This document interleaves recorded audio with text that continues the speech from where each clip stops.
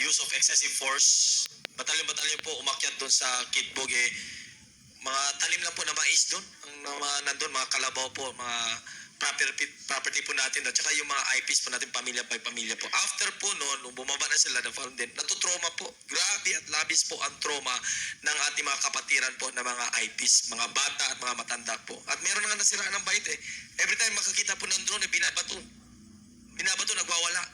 Tapos po, yung namatay po, grabe po yung heart attack na nangyari sa kanya dahil sa very traumatic experience. Yun po yung pinakadahilan. Hindi po na alam yan Hindi rin na alam na meron palang namatay na 2 IPs po. Doon po sa Kitbog. Pagkatapos po sa ginawa lang, pinuhin mo naman, alas 4 na madaling araw, kakatukin ka, papalabasin ka sa bahay mo, ang lamig-lamig. Walang explanation at yung interrogation po nila na ginagawa. Sabay may mga matataas na kalibre ng baril at napakarami patalyon-patalyon umakyat po yung mga sasakyan po nila doon. Sino pong hindi matutrauma dyan? Yung ating mga katutubo po ng mga kapatiran dyan, namuhay po ng payapa. At doon, pinipilit nila, nakita nyo ba ito, may pinapakita doon sila ng picture, ganito, ganyan. Wala nga doon. Ini-insist po nila, kinakatok bahay-bahay after that, puro bahay, kinakatok nila, pinapalabas, this oras ng madaling araw. Kaya nung bumaba na po yung mga kapulisan doon, hindi nila alam, grabe yung trauma na iniwan nila doon sa ating mga kapatiran na mga katulad. At yun nga, nagresulta po sa death po ng 2 po natin na mga kapatiran. Kaya sigaw po namin yung hustisya po nito. Saan na po yung mga champion po ng human rights? Wala po kaming narinig. Sa Senado po, ang lakas-lakas po dyan. No, at their own interest, yung kay Pastor nga, wala nga. Puro nga false accusation. Ang lakas-lakas mo dyan, Senator Risa Ontiveros. Pinapatawag mo, nag-create ka pa dyan ng hearing mo dyan. Ito, totoo na may resulta na may namatay na po 2. Wala po kaming narinig. Yung mga nagde-defend po sa rights sa mga katutubo na nasa mga left, wala po kaming narinig sa inyo. Yung nasa Senado, nasa Kongreso, wala po kaming narinig po sa inyo. Ito po, totoo po, may namatay po because what they did last June 10, 2024. Thank you very much, Carl. Yes, Attorney Laina. May narinig ka ba sa President? President of who? Sorry. Just wanted to add. Yung una pong namatay ho on the day of the operation itself on June 10. Baldado po itong tao na to. Nakahiga na lang po ito dun sa kanilang bahay. Dahil po sa nangyari, siya po ay natuluyan. Namatay ho siya on the day itself. The following day, yung relative niya, yun naman po ang inatake sa puso. Nirush ho sa hospital, hindi na kayanan sa dinalahan ng hospital, dinala sa ibang hospital. Doon na po nakuna ng buhay po. Yan po ang nangyari. Hindi pa po yan. May bata ho ngayon who is suffering from, we are not sure if he has already schizophrenia.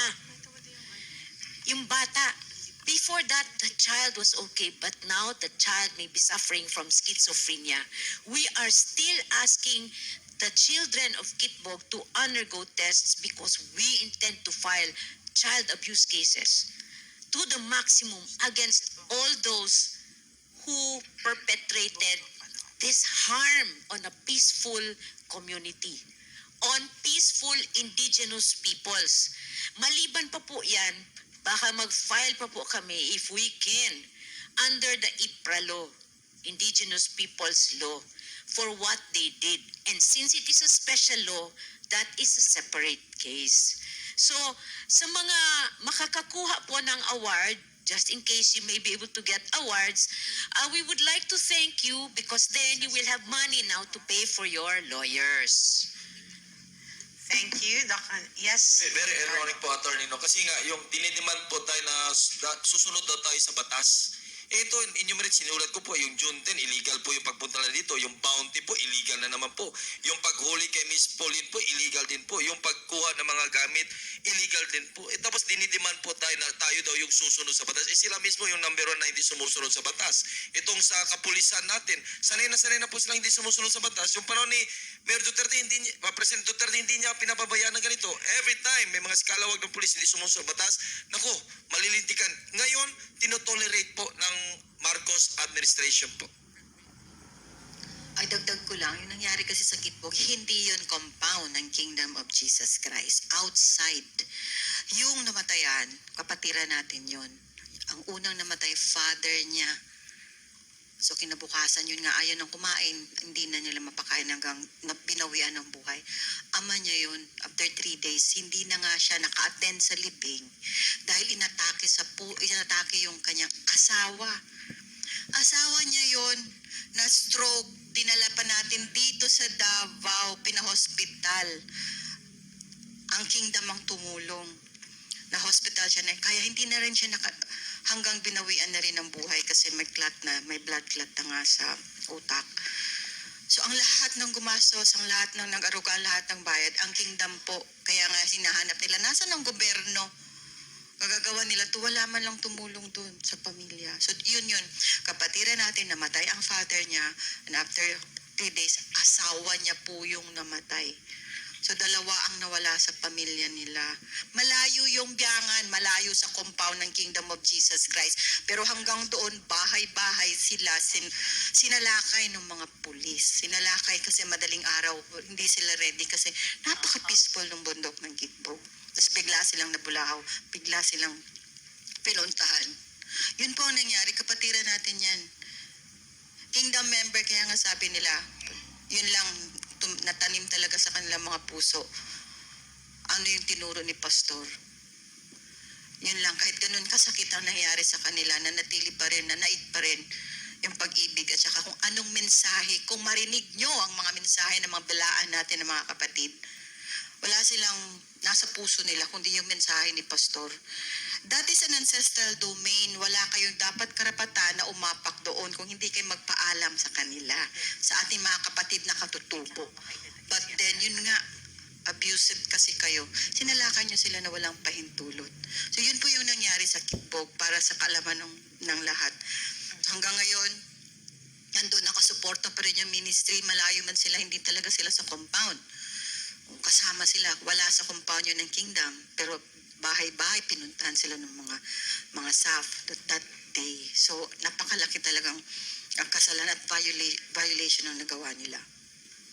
Yes, Attorney Dina. Actually, hindi lang sila pumunta sa mga bahay-bahay, natulog sa mga bahay. Pinalabas yung mga may-ari ng bahay at sila yung natulog sa bahay. May mga video tayo niyan. May mga pictures tayo niyan. We intend to file cases, so many cases against them. Let me just mention a few: grave coercion, violation of domicile, other forms of trespass, interruption of religious worship. Kasi they were already also about to pray. Kasi alas 4 na Mag-aalas 4 na-interrupt sila. Offending religious feelings. And dahil sa may mga namatay na dalawa, reckless imprudence resulting to homicide. Maswerte kayo, hindi homicide. Reckless imprudence resulting to homicide lang po.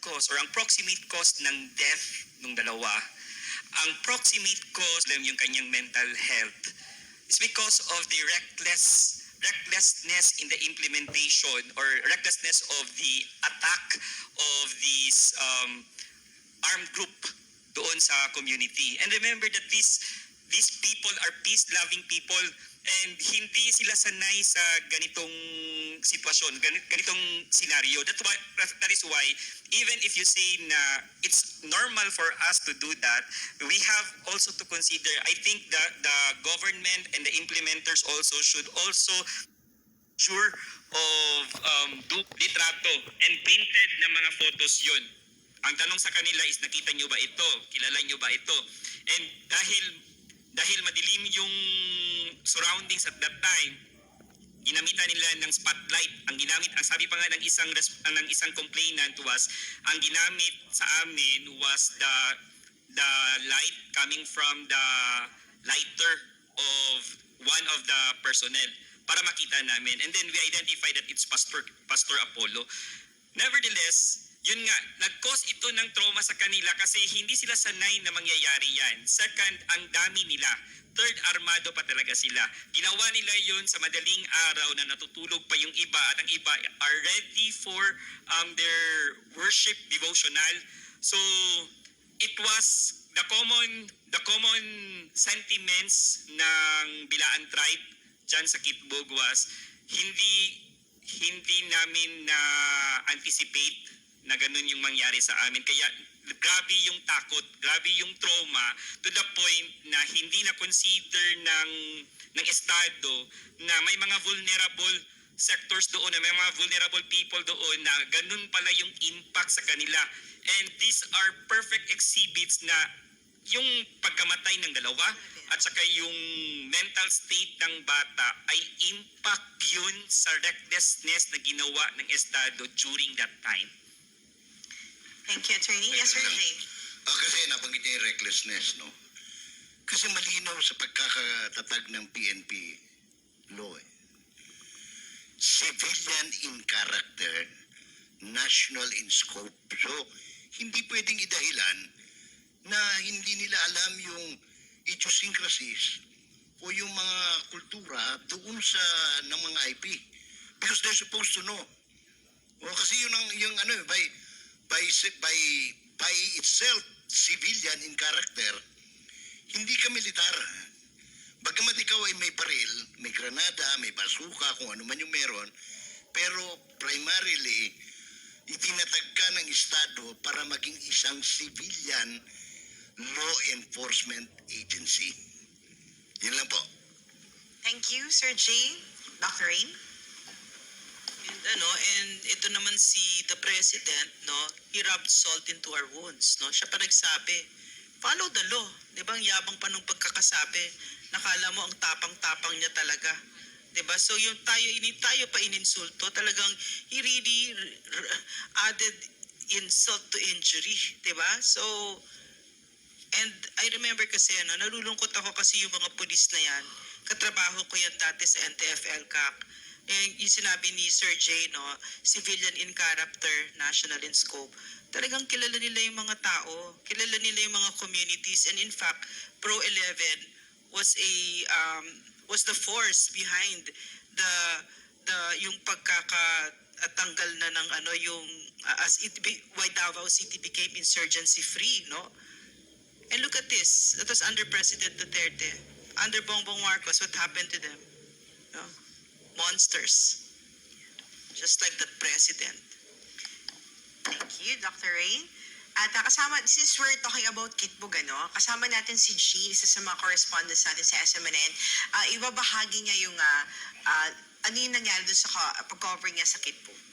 Good evening po sa lahat. In addition lang po doon sa kwento natin doon sa Kitbog, nung first pa lang po after pumunta sila doon, after na sinugod nila yung community na nananahimik, yung community na sacred para doon sa ating mga katutubo, before po namatay yung first na namatay na katutubo, ang group po ng lolo na yon is nasa may pintuan. So at 3 a.m., kasama niya yung asawa niya na medyo mahina yung pandinig. So nung kumakatok yung mga pulis, parang ayaw, hindi nila marinig. So So ginawa, nag-force nila yung pintuan using their guns. And pagbukas ng pintuan, andun yung lolo because he was sleeping sa harap ng pintuan. So takot na takot yung lolo na yon. Takot na takot yung father ni William Lagunsay. And then you know ano po yung sinabi niya? Sabi sa kanya ng anak niya, huwag ka matakot, tay. Sabi niya, nahadlok ako. Anong sinabi pa nung tatay? Nahadlok ako kasi baka makita nila si pastor. Yun pa yung naisip ng tatay. And then after that, kaya po nung sabi ni Nori, hindi na kumain the next day, hindi na nagkape, and then tuluyan na po nabawian ng buhay. And then the next po, yung asawa. Yung asawa po, habang nandun yung mga pulis, pinagtimpla nila ng kape yung mga pulis na armado na nanakot sa kanila, na hindi alam ni William Lagunsay na yun yung magiging sanhi ng dahilan ng pagkamatay ng asawa niya at ng tatay niya. And you know, habang nag-iinit ng tubig sa takuri yung asawa niya, nanginginig. Sinasabi pa nung pulis na, relax ka lang ma'am, relax, while holding their guns, katabi niya. So yun po yung pangalawa na nasawi na sinamahan natin. Nung inatake na si ate, we brought her sa SPMC, kinulungan natin, and then hindi niya na kinaya, namatay na siya, binalik siya sa Kitbog. Pagbalik sa Kitbog, yung family niya never umiyak. Yung family niya, iniisip nila palagi na if they hurt yung mga tao na yun, yung mga pulis na yun na nanakit sa pamilya niya, iniisip nung mga katutubo doon, hindi yun yung turo ni pastor, hindi yun yung kalooban na imagine, pwede na silang patayin anytime, pero ganun na-instill yung words ni pastor sa kanila. And then kahit ganun po yung nangyari sa kanila, para lang sa kaalaman ng lahat, kahit sino ang tanungin nyo dyan sa mga kapatid nating katutubo dyan, they are all grateful to pastor. You know why? Sinasabi nila, because of pastor, meron silang pagkain. Because of pastor, meron silang daan. Because of pastor, meron silang water. Meron silang electricity. Ganun po yung impact. Hindi, siguro sa ibang tao, mag-iisip sila na parang, di ba, blinded ang ibang tao. Pero for those innocent people, hindi mo mabubura kung sino sa kanila si pastor. And then yun yung ginawa sa kanila. Meron pa po tayo nakausap doon weeks na after po nung nangyari, yung June 10, nakakita siya ng police or CIDG, basta naka-uniforms, CAFGU sa baba, sa Malungon. Nanginginig po siya hanggang ilang weeks na yun, nanginginig siya, naiiyak siya, hindi siya makahinga. Yun yung kwento ng ating mga katutubo doon. So yun yung naiwan sa kanila. Pero until the libing ni Ate Loretta, until the very last, kahit yung anak niya, sabi namin, ano nararamdaman mo at time? Anong nararamdaman mo? Sabi niya, dark na daw yung paningin niya. Nagda-dark na daw. Pero hindi man daw kalooban ng ama, so hindi niya ginawa kung ano yung naiisip niya. Sabi namin, galit ka ba o takot? Sabi niya, hindi daw siya natatakot. So galit siya. Pero he didn't do anything. Ito pong mga, natin doon, mga katutubo doon are former bandits. Sila po ay mga bandido. They can do, teritoryo nila yon, pwede nilang gawin, mga katutubo sila, pwede nilang gawin doon sa mga taong sumugod doon, kahit anong gusto nilang gawin, pero they didn't do it, hindi nila ginawa, because po, ganun ang respeto nila kay pastor. Iniisip na si pastor, baka bumalik kay pastor pag may ginawa sila. So even at siguro sa kamatayan na nila, muntik na silang mamatay kung anong mangyari man doon, iniisip pa rin nila si pastor because of what pastor did to them. Imagine, kung masama si pastor sa kanila, hindi nila gagawin yun. Babalik sila sa dati nilang mga ginagawa. And then after po noon, we provided for the burial hanggang sa until legal assistance for them. KOJC, sabi ni Kuya Lagunsay, dapat hindi si pastor ang gumagawa nun because hindi si pastor ang gumawa nun sa kanyang pamilya. Hindi si pastor yung kumuha ng buhay ng kanyang pamilya. But we extended help hanggang ngayon po, legal assistance to them. Hinihingi niyang hustisya. Pero isa lang yung sinabi ni Kuya, wag na nilang gawin. Wag na silang bumalik doon. Si Ate Loretta, 1996 pa, una nakakita ng isang baril lang, takot na siya. Since then, since ngayon, nung sinugod siya ng mga armadong tao, hindi pa siya nakakita ulit ng baril. So, ganun na lang po yung shock ni Ate Loretta. Kahit yung mga ibang tao doon na lumaki, first time makakita ng mga armadong naka-uniform. So, imagine nyo na lang po yung pagkagulat, alas 3 ng umaga, gisingin sila, palabasin sila sa kanilang mga pamay, forcibly. Kahit yung mga anak ni Kuya, hindi nila alam mo yung mararamdaman nila, but hold sila nung turo ni Pastor. Hinuhold sila nung iniwan sa kanila ni Pastor na goodness, na kindness, na pagmamahal na ramdaman nila kay Pastor. That's what keeps them. Pero kung wala yun, yun nga sinasabi nila, hindi nila alam kung ano na nagawa nila doon sa mga tao na yon. Baka gumanti na po sila. So we extended legal assistance, nagpadala tayo ng lawyers, and we are still, ang tanong ko lang po, sa tingin po nyo, can we still expect something from this administration to help in the healing of the community? Because nananatili silang bingi. Dapat unang pagkamatay pa lang. 2 lives lang nawala. May na-trauma, may bata na bigla na lang sisigaw na may mga sundalo, may mga pusil, magkatatakbo. He was not like that. Nag-aaral po yung bata na yon. Nag-aaral siya, matino siyang bata, wala siyang problema. Pero ngayon, bigla na lang sisigaw, bigla na lang tatakbo. And many others, ilan lang po yun sa mga kwento, mga nakausap namin doon. But for sure, even yung mga matatanda, may sakit, masakit ang ulo, nilalagnat, pinilit pa rin lumabas, alas 3 ng madaling araw, mahamog. Imagine, and then, shock po silang lahat. Those are few lang of the stories that na maisasabi natin, pero the whole community is nasaktan, natakot, nagka-trauma, na hindi mawawala siguro. Pero ang nag-hold po sa kanila, yun nga sinabi natin, is what Pastor did for them. Now, I just want to ask, meron pa po ba sa tingin nyo na pag-asa for this administration to help in the healing of the community? Sige. Yes, sir.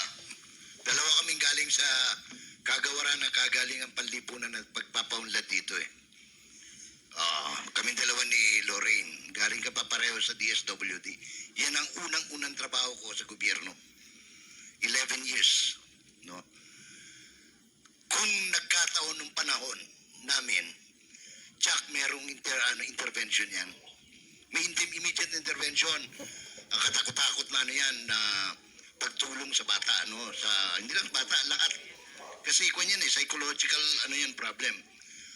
Ngayon, hindi ko ma-check kung kayang gawin niya ni Gatchalian, ni Secretary Gatchalian, kasi busy-busy sila sa ayuda. No? Yusek, dati kang Yusek din sa DSWD. Dr. Rain? Ako tingin ko kasi, yung these are the people that are leading our country, this president is very wounded. He's a fractured human being, and only the wounded will wound. So, yun yung ginawa niya sa ating mga kapatid na katutubo at saka sa isang buong bansa, na pinagsusugatan niya tayo. So, unless he has the capacity to heal, this president, unless he has the capacity to heal himself, there is no hope for this country. We're being led by someone who is, he himself, deeply wounded, as we can all see, so I have no expectations, nothing great, nothing good to expect from this president. He is unfit to lead. Hello, Ma'am Hannah. Yes, Dr. Adam. To answer that simple question is to answer in a simple way. Huwag na tayong umasa. Because several news na ang ginawa natin. Ilang press con na ba yung ginawa natin just to inform that ito yung nangyayari. At ito yung mga biktima. Ano yung intervention ninyo? Ano yung pwede ninyong gawin? But pinili nilang maging bingi at pinili nilang i-prioritize yung political agenda nila over these matters na kailangan i-address. So I don't think they will make any step to help or intervene despite the fact that they are the ultimate cause of what happened.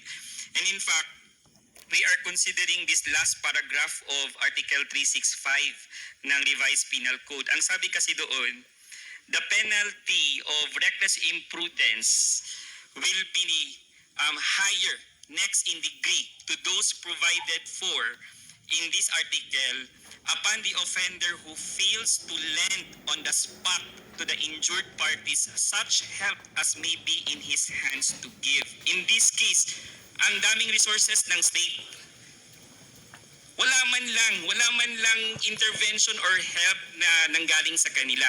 So, ilang weeks na from the incident, wala talaga. So, we better not expect. Masasaktan lang tayo. Hindi, para lang fair lang, no? Kasi structurally, ang gobyerno mayroong mga services and programs eh. Sa DSWD, kasi kwan ito eh, mahuhulog na kasi ito sila na mga nasa submarginal group, di ba? Yung clientele service ng DSWD. Sa kabataan, meron tayong Bureau of Youth Welfare. Doon sa pamilya, meron tayong Bureau of Family Welfare. So kung tutusin mo talaga, kung aandar lang ang gobyerno, meron at meron. Ang problema lang nga, hindi priority. Hindi ito stadium na mala Taylor Swift na priority. So, also Jay, I don't think, not only does this president not have the heart, he doesn't have the competence. I'm pretty sure hindi niya alam yung mga ganyan. Walang alam yan. No? Kitang-kita, yung mga nagpapalakad ngayon sa gobyerno, sobrang walang alam. I served under an excellent executive, so I know the difference. These are buffoons running our government right now. Attorney Not only Torian, that, they are heartless, they are soulless, and then they have no brains. Attorney Torian, you're saying something pa? Yes. Kasi nga, because of this incident and a student of the law, naghahanap ako ng ano kaya talagang magandang kaso talaga na yung remember talaga ng mga perpetrators na hindi na talaga, it will likewise serve a lesson to those who are responsible for this, especially the generals, no? And I found out, no, that there can actually, and we are working on it. I hope we can finish it by next week. We already filed many cases already, pending in the prosecutor's office. Pero alam namin mga bailable offenses yun eh. And I found out that the crimes that were committed on June 10 was actually a widespread or systematic attack kasi it was conducted in 4 different areas. In KOJC Central, in Glory Mountain, in the Prayer Mountain, and especially in Kitbog. Then, pag tingin ko sa elements ng crime against humanity, because I also teach international law, crime against humanity, yung mga war crimes kasi, that require that there must be armed conflict and it must be committed in the context of a war. But crime against humanity just like genocide, need not be committed in a wartime scenario. It can even be committed during peacetime so long as you can fulfill the requirements of widespread or systematic attack against civilian population. And the civilian population need not be a locally or pinpointed civilian population. It may constitute any civilian population. And there are likewise 3 elements. A physical element, which includes the commission of any of the 11 crimes mentioned therein if you use the Rome Statute, or we have a local law in fact, Republic Act 9851, which is actually an act defining or penalizing crimes against international humanitarian law, genocide, and other crimes against humanity. And the physical element, makomply din dito. Ano yun? Yung last, other inhumane acts, no? Which is of a similar character, intentionally causing great suffering or serious injury to body or mental or physical health. There is also a contextual element which is likewise present in this case. When committed as part of a widespread or systematic attack directed against a civilian population. There is widespread attack likewise here simply because, as what I have already stated, no,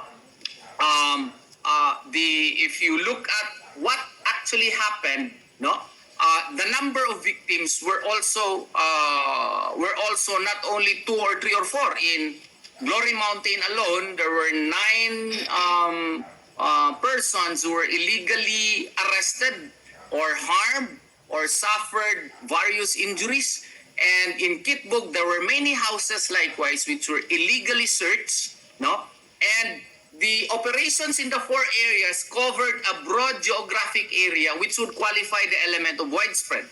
The systematic attack element was likewise complied because the attack was made in such a way that it was methodical type, such that all of which were done simultaneously, synchronically, and in 4 different areas. So widespread and or systematic attack was likewise complied with. So the mental element also, 3 elements, physical element, contextual element, mental element, no, is also present because the mental element simply requires with knowledge of the attack. And we know for a fact that they even term this as Oplan Parokya, no? Which means that generals were actually contemplating and finalizing this widespread or systematic attack against KOJC members. They could not say that they were in the service of a warrant of arrest simply because of the fact that Rule 1111, Section 11, Rule 113, Section 11 of the Rules of Court in the service of warrant of arrest was complied with. Hindi nila kinomply yun eh. So, they were not in the service of a warrant of arrest. They were actually attacking widespread and systematically. So anong consequence nito? Kung makomply mo yung 3 elements of physical elements, contextual element, and mental element, and you committed likewise one of the 11 crimes committed therein, ang penalty kasi niyan, if death happens, is reclusion perpetua. So, kaya nga po, and if we do this, magiging requirement condition sine qua non din ito doon sa intention natin to file a case before the Human Rights Council in Geneva, Switzerland. Because if our filing of this case, no, i-dismiss lang kaagad nila or they may take a long time in deciding this violation of Section 6 of RA 9851, which is punishable by reclusion perpetua, this will now comply the condition sine qua non before you can file a formal case in the Human Rights Council. So kumbaga, ito ang pinakamaganda talagang lesson, a lesson which can be remembered by the generals that we filed a non-bailable offense as against the crimes that they committed last June 10 of 2024. Thank you very Crime much. against humanity. Thank you very much, Attorney Trillanes. Huwin natin ang side ng KOJC for that mga cases na ipa-file po natin with Sister Nori po. Itatanong ko lang kasi nandito man yung ating legal team kung kailan talaga mapafile yung ating case sa Kitbog. Para at least alam naman nila na yung sinabi nga ni Attorney Trillanes na meron na talaga mga cases na ipa-file against sa kanila. Attorney Day? Yes. I do not want to alert the respondents on when we will file.